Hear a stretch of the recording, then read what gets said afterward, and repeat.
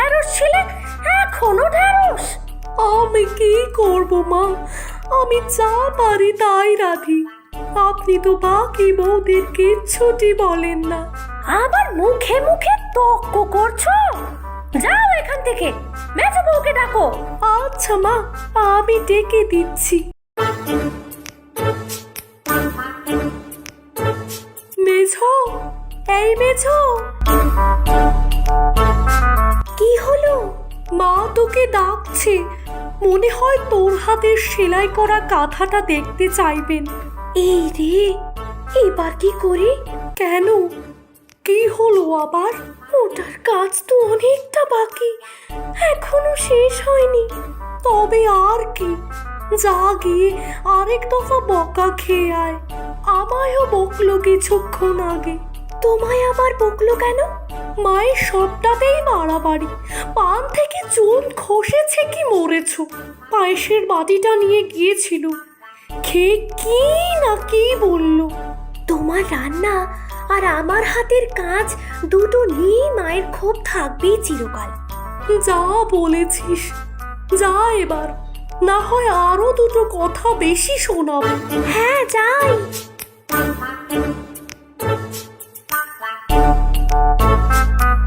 হ্যাঁ মা, বলুন। মেজো বউ, তোমাকে যে কাঁথা সেলাই করতে দিয়েছিল সেটা হলো? ইয়ে মানে মা, আর একটু বাকি। দেখি নিয়ে এসো তো। দেখতে হবে না মা, একটুই তো বাকি, আমি শেষ করে একবারে নিয়ে আসি। 6 মাস ধরে শুনছি একটুই বাকি তোমার, একটু শেষ হবে কবে? এক্ষুনি নিয়ে এসো, যাও। মা আসলে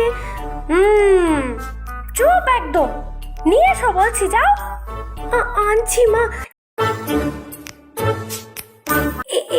এই যে দেখুন। এ মা, এই 6 মাস ধরে তুমি এখনো কাজই শুরু করতে পারোনি? ছি ছি ছি ছি ছি ছি। আর আমায় এসে বলতে আর একটু বাকি? এখনো পুরো কাজই তো তোমার বাকি। মা ইয়ে আসলে। চুপ করো। তোমায় আর বড় বউকে কোন কুক্ষণে যে ছেলের বউ করেছিলাম কে জানে।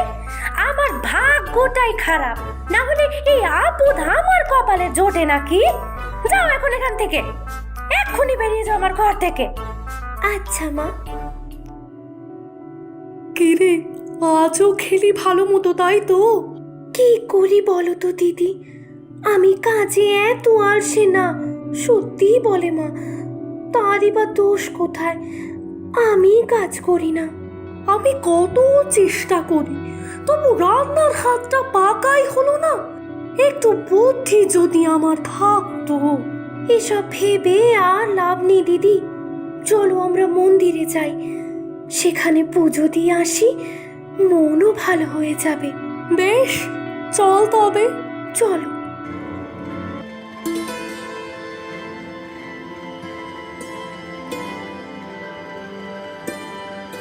মা, মা, আমাদের দুজনকে শক্তি দাও মা, আমাদের দুঃখ ভালো করে দাও। আমরা কোনো কাজের নই মা, মা। হ্যাঁ মা, শাশুড়ি আমাদের নিয়ে খুশি নন একদম। আমাদের তুমি কাজের করে তোলো মা, শাশুড়ি যেন আমাদের না বকেন মা।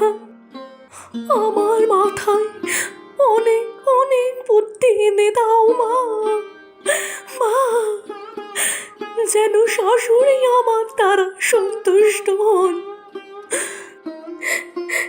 আমায় অনেক কর্মঠ করে তোলো মা, দয়া করো মা। থামো বাছারা, তোমাদের এত কষ্ট কেন? এসেছো মা, তুমি এসেছো। আমাদের শাশুড়ি আমাদের দেখতে পারে না, আমরা কোনো কাজের নই মা। আমার মাথায় ঘর সংসার চালানোর মতো এত বুদ্ধি নেই মা।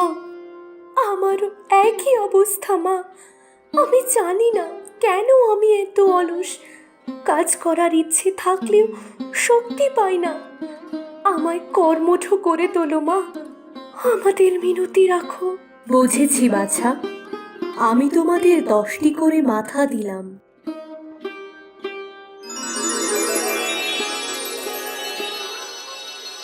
মাথা? এই মাথা দিয়ে কি হবে মা? বড়জনের এই 10 মাথায় থাকবে চালাক চতুর হওয়ার 10 গুণ। একজনের মাথায় যেমন বুদ্ধি থাকে, তোমার মাথায় থাকবে তার 10 গুণ। আর মেঝো বউয়ের 10 মাথায় থাকবে 10 জন মানুষের কাজের গুণ। সে কখনো ক্লান্ত হবে না।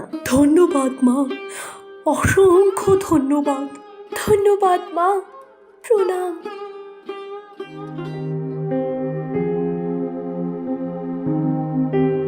ও মা গো, এ কি অবস্থা দুজনের! হায় হায় হায় হায়, এই 10 মাথা কোত্থেকে এলো রাবণের মতো! এটা অভিশাপ নয় মা, আশীর্বাদ, মায়ের আশীর্বাদ। শুনুন তবে কি হলো।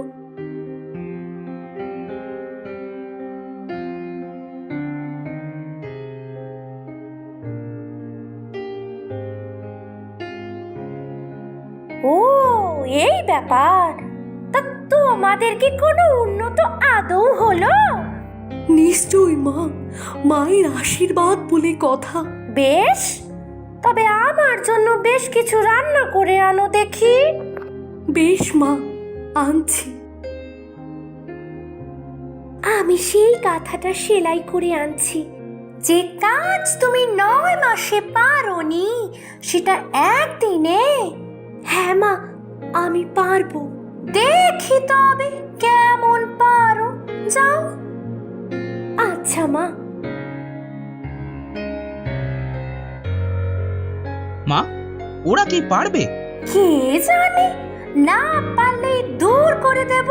ওই 10 মাথাওয়ালা রাবণের মতো দেখতে বউ নিয়ে আমার কোনো দরকার নেই। ছি ছি ছি, কি বাজে দেখতে! আহা, কিন্তু মা, এটা তো দেবীর আশীর্বাদ। দূর, রাখ তো আশীর্বাদ। ওই রাবণের মতো বউ দিয়ে আমার আশীর্বাদ দরকার নেই। কি বাজে দেখতে দুজন! তোদের নতুন করে বিয়ে দেব, সাথে বরুণেরও বিয়ে দেব। করব না আমি বিয়ে মা। বৌদিদের সাথে যেমন ব্যবহার করো তুমি, তাতে আমার বিয়ের স্বাদ মিটে গেছে। কি বললি তুই? কিছু না। বৌদিরা 10 মাথা পেয়েছে শুধু তোমায় খুশি করতে, কিন্তু তারা জানে না যে তোমায় দুনিয়ায় কেউ খুশি করতে পারবে না। তুমি যত পাবে তার চেয়েও বেশি চাইবে। এইভাবে বলতে পারলি? পারলাম মা। ছোট থেকে দেখছি বৌদিরা আমায় সন্তানের মতো দেখে। তুমি সব সময় তাদের গাল মন্দ করো, সাপ সাপান্তর করো। দেখো, আজ বৌদিরা নিশ্চয়ই পারবে। দেখা যাক, না পারলে তো রাস্তায় নামিয়ে দেব। কই, দেখি দেখি কেমন হাতের কাজ। এই নিন মা, এই যে। ও মা, কি সুন্দর নকশি কাঁথা! কিন্তু এতটুকু সময় এই মেয়ে কিভাবে সেলাই করলো? কি হলো মা, বলুন কিছু। ভালো লাগেনি আপনার? ছি ছি, এটা কাজ হলো? এত সুন্দর কাঁথাটা নষ্ট করে ফেললে। কিন্তু মা, কাঁথাটা তো বেশ হয়েছে, খুব ভালো দেখাচ্ছে। চুপ কর তুই, এসবের তুই কি বুঝিস? দাদা ঠিক বলেছে মা। তুই চুপ কর, বেশি কথা বলবি না। এই বড় বউ, তুমি এবার দেখি কি কি রান্না করেছো, দাও দেখি। এই নিন মা, পায়েস, পোলাও, মিষ্টি, কত কিছু। আপনি খেয়ে দেখুন। এ তো অমৃত! এত মজার খাবার কখনো খাইনি আমি। কিন্তু না, এই 10 মাথাওয়ালা রাবণের মতো বিচ্ছিরি মেয়েকে কখনো আমি ছেলের বউ মানিয়ে রাখবো না। এদের বিদায় করতেই হবে। নতুন করে ছেলেদের বিয়ে দেব। ভালো লাগলো মা, খুব কষ্ট করে বানিয়েছি। ছি ছি ছি ছি ছি ছি, এসব কি রান্না? একটু ভালো হয়নি। এই তোমরা পোটলা পুটলি গুছিয়ে বিদে হও তো। আপদ কোথাকার, কোনো কাজেরই না তোমরা। কই দেখি খেয়ে। না মা, মিথ্যা বলো না। এই রান্না অমৃতের মতো স্বাদ হয়েছে। তুমি শুধু শুধু বলছো খারাপ। দেখি আমায়ও দে, আমিও খেয়ে দেখি। বাহ, খুব ভালো রান্না তো, যেন সত্যি সত্যি অমৃত। বাহ, আসলে খুব মজা হয়েছে। কিন্তু মা, মিথ্যা কেন বলছো তুমি? মা তুমি এসেছো, প্রণাম। মা তুমি আমার ঘরে। মা চুপ করো তুমি পাপী। রাগ করেছো মা তুমি? আমি কি করেছি মা? ওদের 10 মাথা তোমার পছন্দ নয়, তাই তুমি আমার আশীর্বাদকেও মিথ্যা প্রমাণ করতে ছাড়োনি। ওদের ওই মাথা আমি দিয়েছিলাম একজনের ভালো বুদ্ধি, আরেকজনকে কর্মঠু করতে। কিন্তু তুমি এখনো ওদের ভালোবাসলে না। ওরা কত কান্নাকাটি করে আমার কাছ থেকে এই বর পেয়েছে শুধু তোমায় খুশি করতে। তুমি কখনো ভালো হবে না। ক্ষমা করো মা, ক্ষমা করো। বড় বউ, মেজ বউ, তোমাদের আজ থেকে এই 10 মাথা থাকবে, কিন্তু অদৃশ্য হয়ে। কেউ দেখবে না এই মাথা। আর তোমাদের রূপ আরো 10 গুণ বেড়ে যাবে আজকের পর থেকে।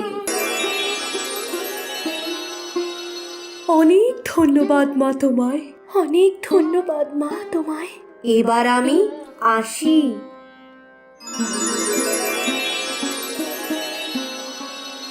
আমি আমার স্ত্রী নিয়ে আলাদা হয়ে যাব মা, তোমার যদি এত অপছন্দের হয়ও।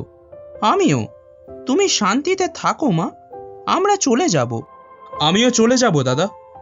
স্বার্থপর কারো সাথে থাকা আমাকে মানায় না। এ কি বলছো তোমরা? হ্যাঁ, মা না হয় ভুল করেছে, কিন্তু তিনি তো মা। হ্যাঁ বাবারা, আমায় ক্ষমা কর বাবা। বৌমাদের আজ থেকে আমি মেয়ের মতো দেখব। ক্ষমা করো বৌমারা, ক্ষমা করো আমায়। এভাবে বলবেন না মা, এইভাবে বলবেন না। হ্যাঁ, আপনিই তো আমাদের মা। বিয়ের পর থেকে তাই ভেবে এসেছি। এসো মা, আমার বুকে এসো।